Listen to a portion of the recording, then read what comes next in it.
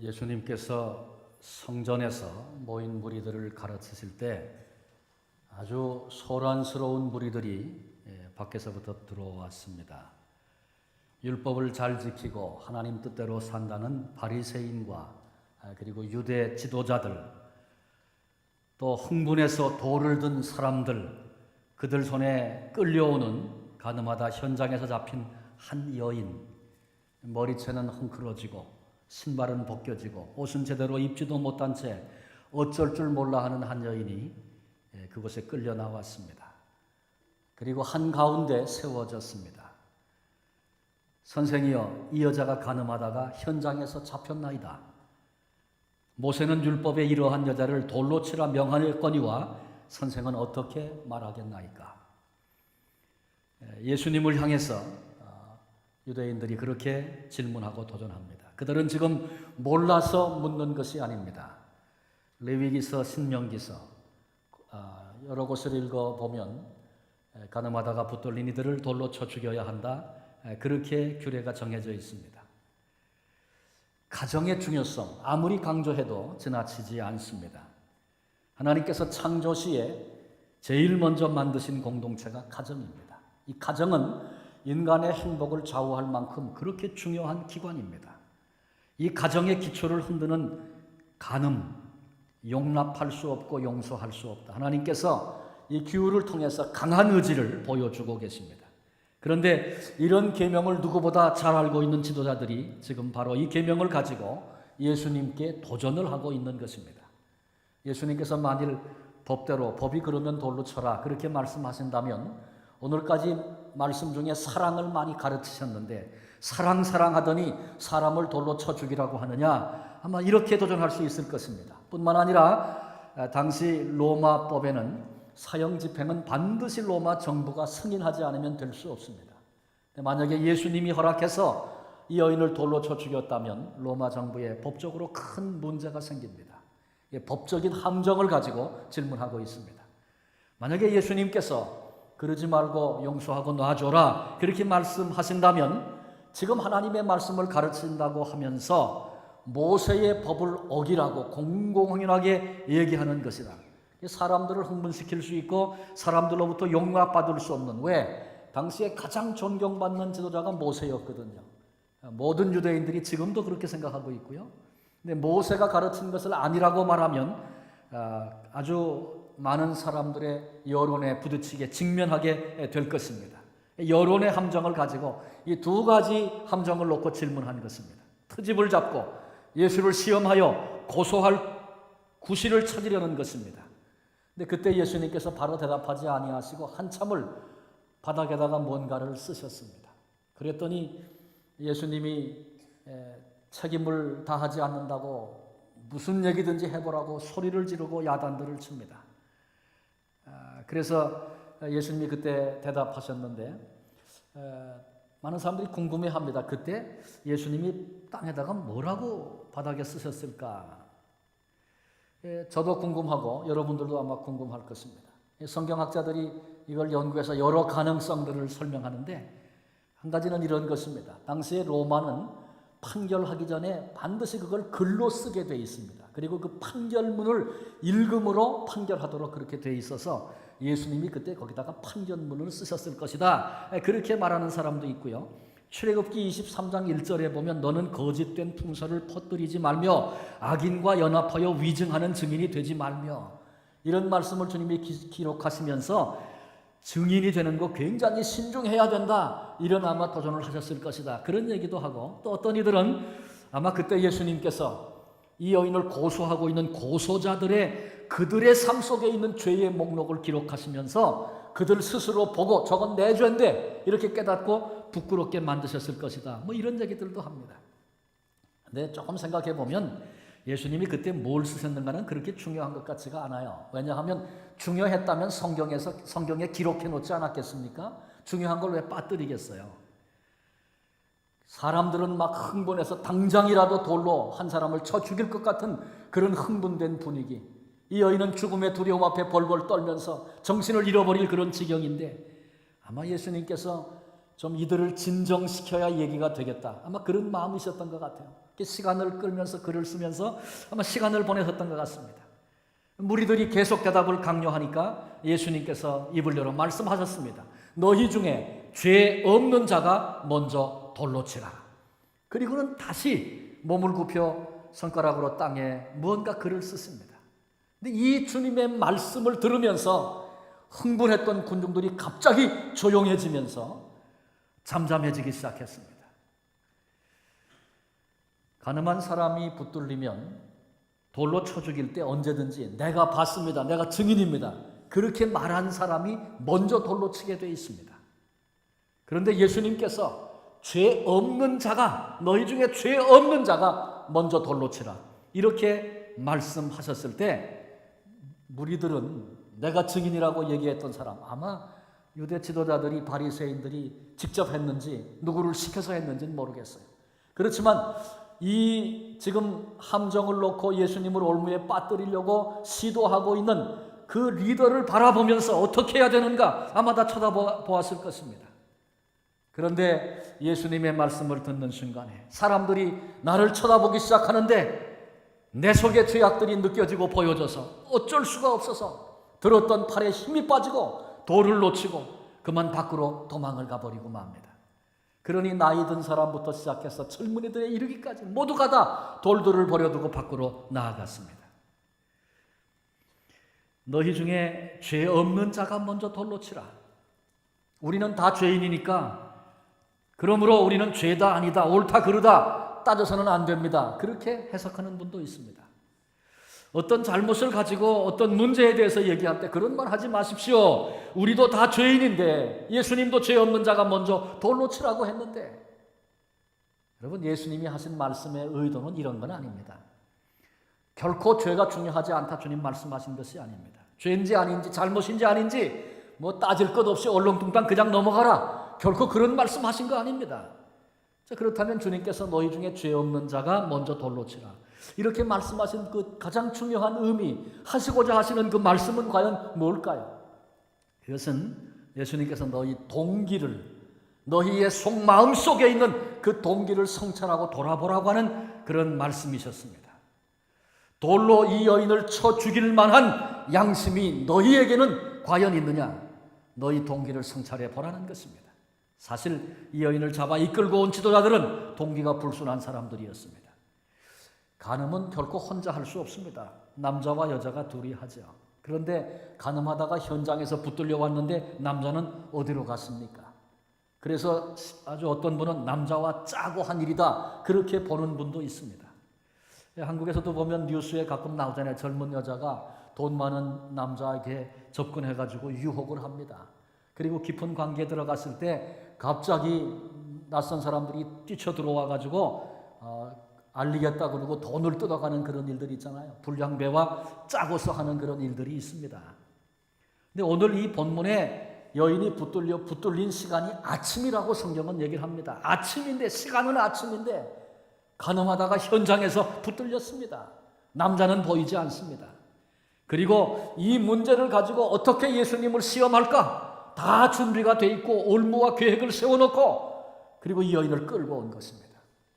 그러니 예수님을 함정에 빠뜨리기 위해서 필요해서, 그래서 한 여인을 이 유혹의 자리에 빠뜨려서 넘어지게 만들고 짜고서 이 여인을 붙잡아 온 것이 아닌가, 그렇게 생각이 됩니다. 왜 그들이 이런 일을 합니까?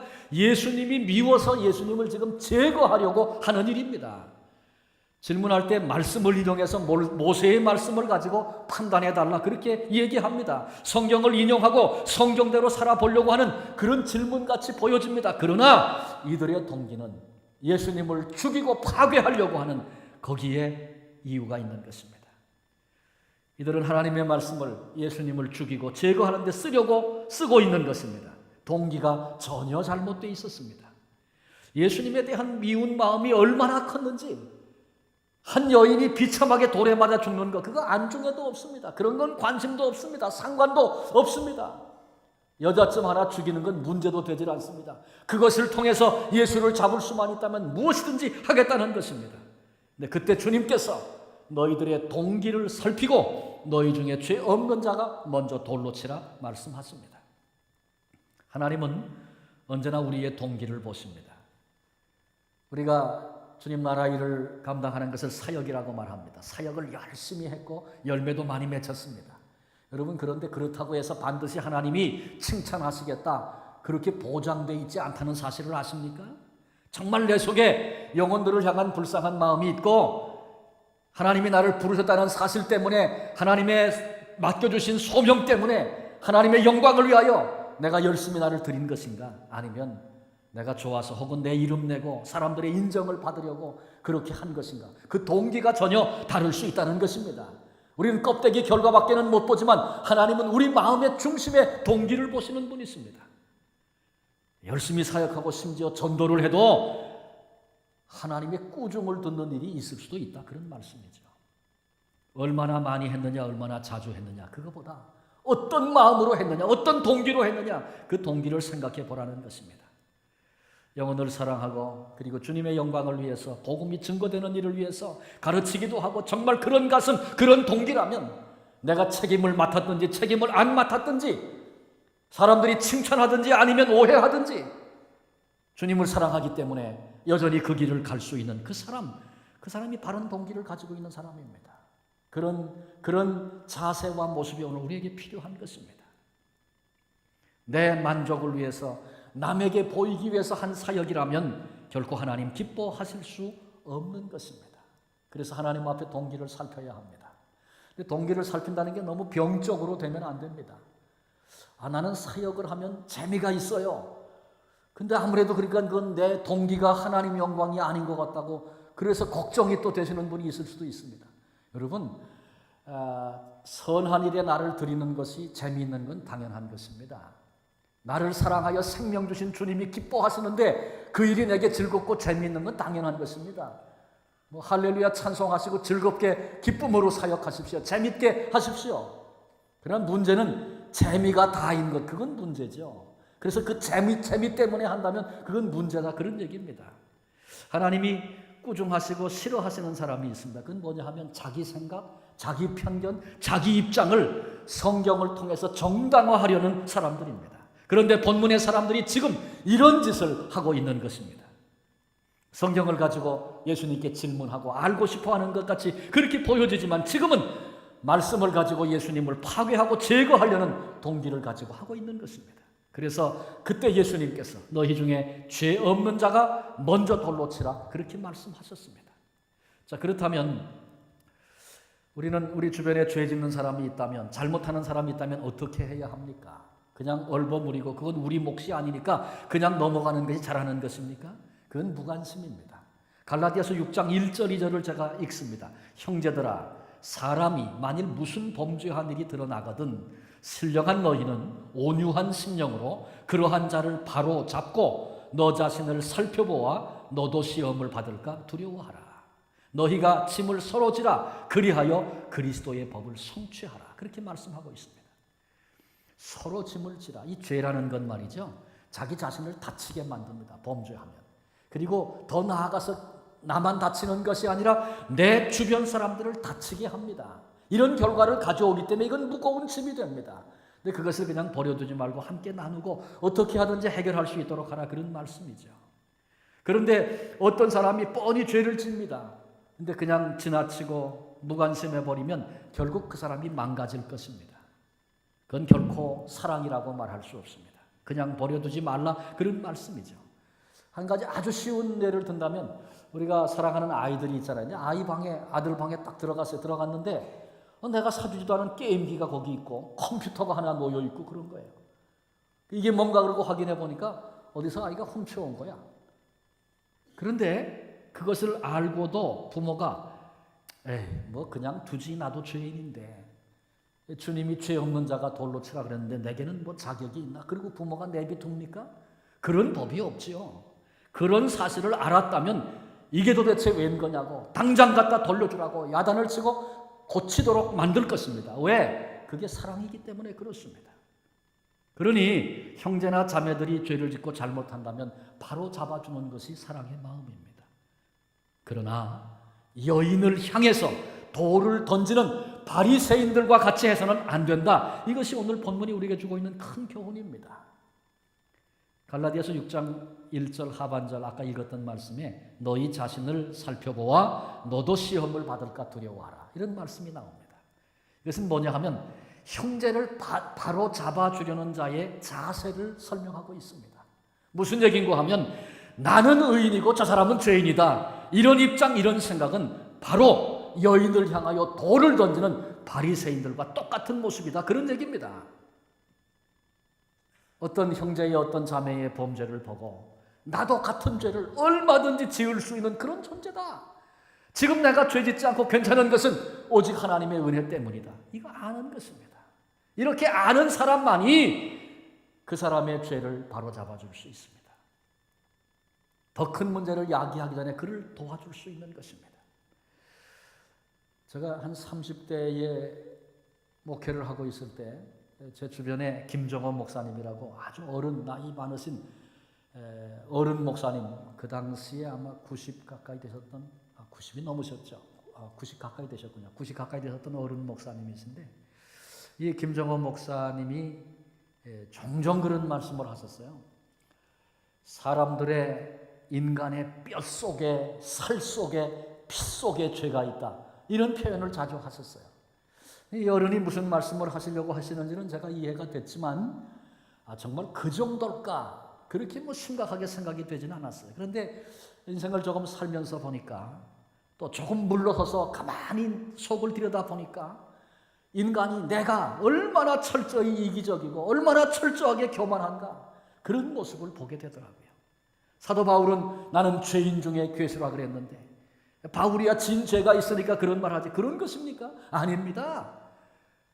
우리도 똑같이 그렇게 고백할 수밖에 없고 사도 바울의 마음이 어떤지 이해될 수밖에 없는 것, 그것이 자신의 모습을 보는 자의 모습이라고 생각합니다. 남을 바로 잡아주는 사람이 되려고 하면 철저하게 내 자신이 죄인임을 알고 인식해야 합니다. 이것이 없다면 내가 하는 모든 것은 여인을 향해 돌을 던지는 바리새인의 행위와 똑같은 것이다. 분명히 기억해둬야 할 것입니다. 두 번째로는 목적을 분명히 해야 합니다. 갈라디아서 6장 1절 상반절에 보면 형제들아 사람이 무슨 범죄한 일이 드러나거든 신령한 너희는 온유한 심령으로 그러한 자를 바로 잡고 그렇게 말씀하고 있습니다. 그 사람을 바로 잡아주는 것, 그것이 목적이라는 것이죠. 바로 잡아주려면 대안이 있어야 합니다. 어떻게 그러면 할 것인가? 그런 방식이 나와야 합니다.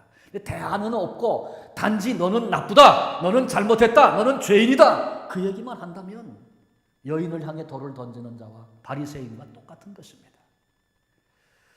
다른 사람 등 뒤에서 없는 말을 지어내든지 과장하고 왜곡하는, 그래서 그 사람의 인격과 신뢰도를 떨어뜨리는, 죽이는 그런 사람들이 얼마든지 있을 수 있습니다. 주의해야 합니다. 돌을 든 바리새인과 똑같은 것이기 때문에 그렇습니다. 목적이 정말로 사실로 바로 잡아주는 것이라면 본인에게 직접 얘기해야 합니다. 뒤에서 말한다는 것은 이미 바로 잡아주는 것이 목적이 아니다라고 하는 분명한 증거입니다. 말로 주는 피해는 돌보다 더 치명적일 수 있고 더 오래 갈 수 있고 더 아플 수 있습니다. 목적이 분명해야 합니다. 그래서 그런 데서 돌이켜서 정말 그 사람이 어떻게 해야 회복되고 잘 될 수 있을까? 방법은 뭘까? 대안이 있어야 합니다. 만약에 암만 생각해봐도 대안이 없다면 그냥 사랑하고 그냥 용서하고 그냥 용납해야 하는 것입니다. 세 번째는 방법이 중요합니다. 죄가 드러나면 아까 읽은 말씀에 보니까 온유한 심정으로 하라 그렇게 말씀하고 있어요. 나도 똑같은 죄인인데 그것을 인식하고 있는데 그런데 그런 내가 그 사람을 어떻게 도와줄 수 있을까? 그 안타까움이 내 속에 있다면 온유할 수밖에 없는 것입니다. 바로 잡아주겠다고 하는데 온유한 마음은 없고 거기 분노가 들어가면 그러면 너희 중에 죄 없는 자가 먼저 돌로 쳐라. 말씀하시는 주님의 음성을 들어야 할 자가 바로 우리일 수 있는 것 잊지 말아야 할 것입니다. 절대로 말해서는 안 될 두 가지 경우가 있습니다. 한바탕 퍼붓고 싶을 때 그때 말하면 큰일 납니다. 입을 닫아야 합니다. 더도 말고 딱 한마디만 내가 해주고 싶어. 그런 마음이 들 때 그때 입을 닫아야 합니다. 다른 사람을 바로 잡아주는 일, 그것은 정죄가 아니고 정녕 돕는 일이라면 그 마음 가운데 그 말 속에 온유함이 있을 수밖에 없습니다. 분노하면 말이죠, 하나님께로부터 오는 모든 좋은 것을 다 놓치고 다 잃어버립니다. 이것은 저와 여러분 우리가 수없이 인생을 살면서 경험해서 알고 있는 사실입니다. 분노하면 하나님께로부터 오는 모든 좋은 것을 다 잃어버리는 것입니다. 우리는 곧잘 당신을 위해서 하는 말은 그러면서 하고 싶은 말을 다 퍼붓습니다. 자녀들을 향해서도 그렇게 합니다. 다 너희들 잘 되라고 하는 말이지, 그리고는 내 하고 싶은 말 다 퍼붓는 것입니다. 바리새인의 잘못이 뭔지 구분이 되십니까? 이제 자기는 의인인 줄 알았습니다. 이게 바리새인의 죄악이었습니다. 바리새인 바로 잡아주고자 하는 목적이 아니었습니다. 그건 그 여자가 어떻게 되든지 그건 상관도 없습니다. 요만큼도 가슴 아프지 않습니다. 돌에 맞아 죽어도 괜찮습니다. 오히려 그 여자를 이용해서 예수님을 잡기만 하면 되는 것입니다. 그들 속에 온유함이 없었습니다. 분노가 치밀었습니다. 예수를 죽여야 되겠다고 격한 마음을 가지고 생각했고, 그리고 오히려 무리들을 흥분시켜서 그 일에 써먹으려고 했습니다. 그러면서도 성경을 인용하고 어떤 것이 바른 해석이냐고 오히려 함정을 파고 예수님께 도전하고 묻고 있습니다. 주님은 바리새인들의 이런 동기를 보시고 너희 중에 죄 없는 자가 먼저 돌로 치라고 말씀하신 것입니다. 이 말씀 앞에 양심의 가책을 받고 한 사람 한 사람 다 떠나가고 가운데 여인만 홀로 남았습니다. 10절에 보니까 여자여 너를 고발하던 그들이 어디 있느냐? 너를 정죄한 자가 없느냐? 그때 여인이 대답하기를 없나이다. 여러분, 재판이 성립되려면 증인이 있어야 합니다. 그런데 증인이 다 도망가 버리면 재판 자체가 성립되지 않고 무죄가 되는 것입니다. 여러분, 혹시 티켓 받고 이건 난 억울히 할 수 없다 그래갖고 재판해 보신 분 계십니까? 그 재판하는데 가는데 경찰이 안 나오면 어떻게 돼요? 무슨 잘못을 했어도 경찰이 안 나오면 무죄가 됩니다. 그건 죄가 없어서 그런 게 아니고 증인이 없으면 재판 자체가 성립이 안 되기 때문에 그런 것입니다. 그런데 지금 정죄하던 자가 다 떠나고 없습니다. 이 여인의 대답이었습니다. 예수님께서 그 여인을 향해서 나도 너를 정죄하지 아니하노니 가서 다시는 죄를 범하지 말라 하시니라. 이 말씀을 보니까 죄는 아무렇게나 대해도 된다든지 따질 것 없다든지 그런 의미의 말씀이 아니었다는 게 너무나 분명합니다. 가서 다시는 죄를 짓지 말라. 예수님은 죄의 문제를 결코 쉽게 생각하지 않으셨습니다. 물론 이런 질문을 하실 분이 있을 수 있겠어요. 엄청난 죄를 짓고 붙들려 왔는데 예수님이 회개도 안 했는데 어떻게 용서를 해 주십니까? 그렇게 묻는 분이 계실 수도 있어요. 그러나 그건 우리 생각입니다. 예수님은 벌써 이 여인의 마음을 꿰뚫어 보고 계십니다. 한번 이 여인이 겪었을 일을 한번 생각해 보십시오. 간음 현장에 문이 벌컥 열렸습니다. 그리고는 종교 지도자들 무시무시한 사람들이 들이닥쳤어요. 그리고 남자는 미리 짜고 한 일인지 그건 알 수 없지만 줄행랑을 쳐버리고 얼굴도 보이질 않습니다. 이 여인만 홀로 남았습니다. 살기등등한 사람들에게 붙들려서 손에 돌을 쥐고 그리고 예수님 앞에까지 끌려온 것입니다. 내가 이제 돌에 맞아 피투성이 되어 죽겠구나. 고통이 밀려왔습니다. 두려움이 밀려왔습니다. 가슴속에 할 말도 억울함도 있었을 것입니다. 결코 끌려가고 싶지 않아서 몸부림도 악을 써봤지만 무지막지한 손에 붙들려서 벗어날 길이 없습니다. 여인을 가운데 세우더니 모세는 돌로 치라 했는데 선생은 어떻게 말할 겁니까? 예수님의 한마디만 떨어지면 돌에 맞아 이제는 죽을 수밖에 없습니다. 그런데 우리 주님께서 너희 중에 죄 없는 자가 먼저 돌로 치라. 그리고 자신을 정죄하던 그 많은 사람들이 다 도망을 가버리고 말았습니다. 예수님의 행동, 예수님의 표정, 말씀 한마디 다른 사람들과 달랐습니다. 예수님의 눈빛은 비난이나 비웃음이나 조롱하는 그런 눈빛이 아니라 측은히 여기는, 불쌍히 여기는 자비의 눈빛이었습니다. 그 순간에 이 여인은 그렇지 나는 돌에 맞아 죽어도 싼 사람이지. 자기에 대한 성찰이 이 여인에게 있었을 것입니다. 우리 주님께서 나도 너를 정죄하지 않는다. 가서 다시는 죄를 범하지 말라.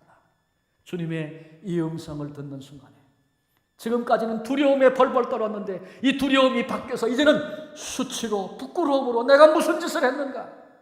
만일 내게 다시 살 기회가 주어진다면 다시는 이런 추악한 죄를 저지르고 살지 않으리라. 왜 이 여인에게 회개와 결단이 없었겠습니까?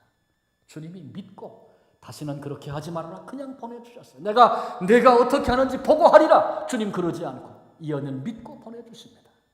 아마 이 여인은 예수님의 말씀을, 예수님의 눈빛을, 예수님의 마음을 생각하면서 남은 생에 정결하게 살지 않았겠는가, 그런 생각을 해봅니다.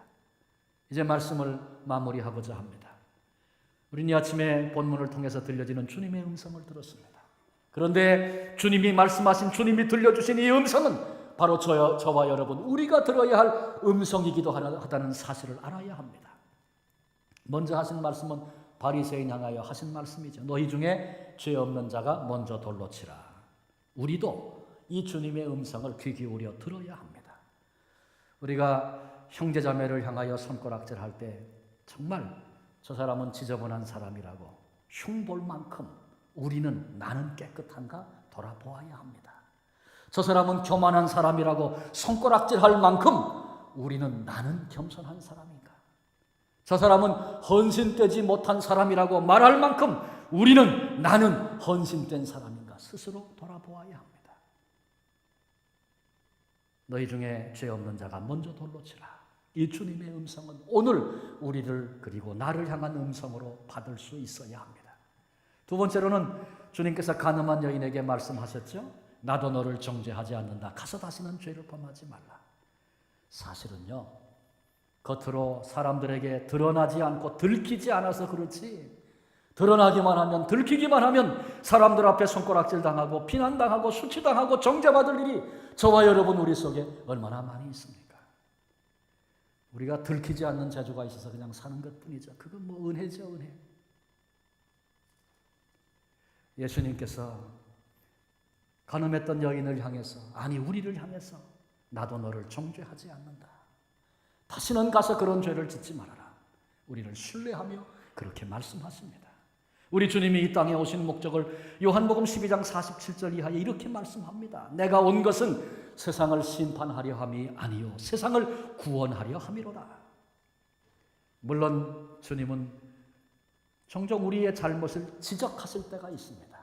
회개하라고 촉구하실 때가 있습니다. 그러나 이것은 정죄와는 다른 것입니다.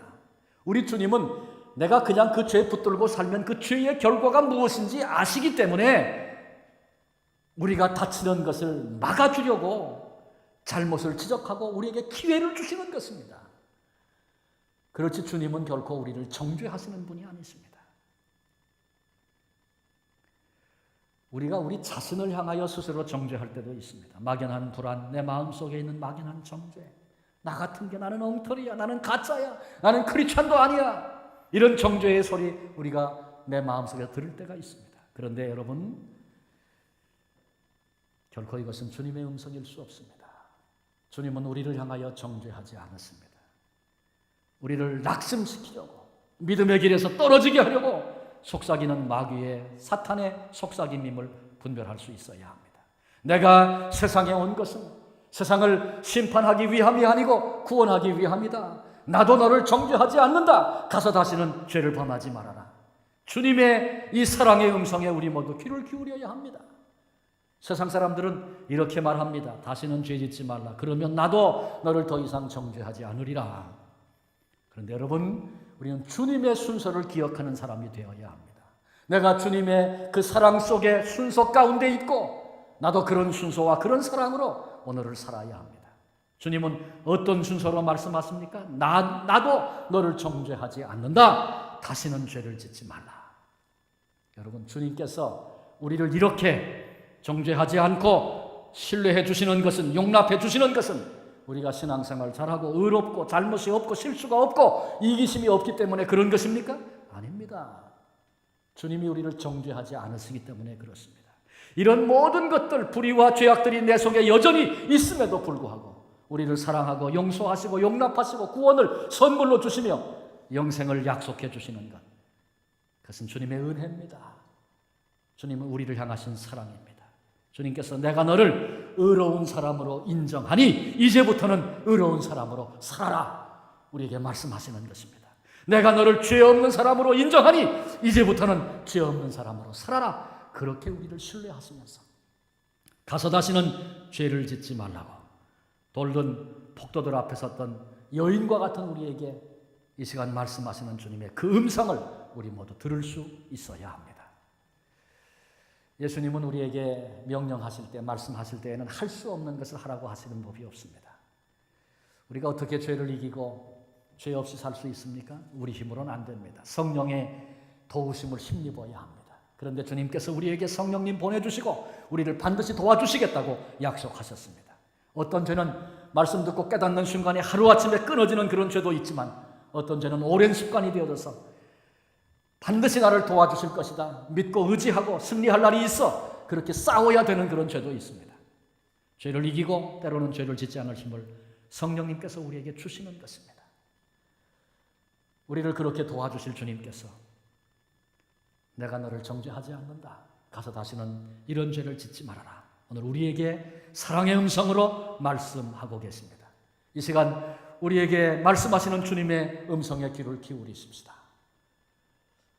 오늘 본문을 통해서 주님이 우리에게 말씀하시는 음성, 정말 내가 주 앞에서 듣기를 원하시는 주님의 마음, 주님이 주시고자 하시는 그 마음과 그 말씀은 과연 어떤 것인가 깊이 묵상하고 생각해 보십시다. 그리고 그 음성을 붙잡으십시다. 그리고 하나님 앞에서 사랑을 받은 자로, 은혜를 받은 자로 정결하고 순결한 그런 삶을 살아갈 수 있는 우리 모두가 되소서.